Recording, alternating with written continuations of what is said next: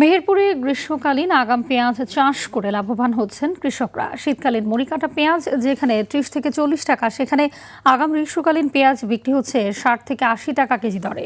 উচ্চ ফলনশীল এই জাতের ফলন বিঘায় ১২০ মনের ওপরে।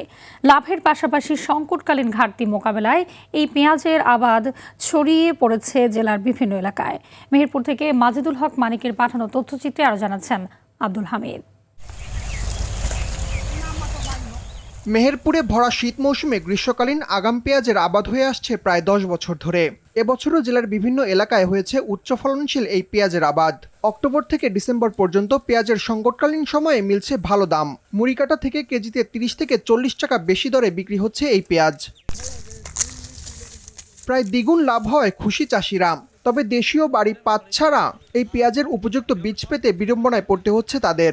১৮ শতক জমিতে আমি টার্গেট করছি যে ৪০ থেকে ৪৪ ৪৫ মণ মোটামুটি ভালো পেঁয়াজটা, জাতও ভালো, রঙও ভালো। পেঁয়াজটা আমি ৩ মাস আগে লাগিয়েছি, ৬০-৭০ খরচ। পেঁয়াজ তুলছি ২ নাক ২.৫ নাক হবে। খুব সুন্দর ফলন হয়েছে, খুব সুন্দর পেঁয়াজ এবং আশা করছি চাষি খুব দাম ভালো পাবে। উৎপাদন বৃদ্ধিতে কৃষকদের প্রযুক্তিগত জ্ঞান এবং চাহিদা অনুযায়ী বীজ প্রদানের চেষ্টা চলছে বলে জানান কৃষি সম্প্রসারণ অধিদপ্তরের উপপরিচালক।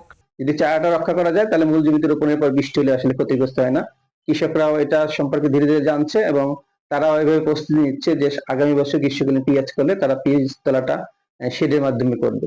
এবং যেহেতু গ্রীষ্মকালীন পেঁয়াজের দাম ভালো আছে, কৃষকরা দিন দিন উদ্বুদ্ধ হচ্ছে। আমরা তাদের পাশে থেকে প্রয়োজনীয় পরামর্শ দেবো যাতে এই আবাদ আরো বৃদ্ধি পায়।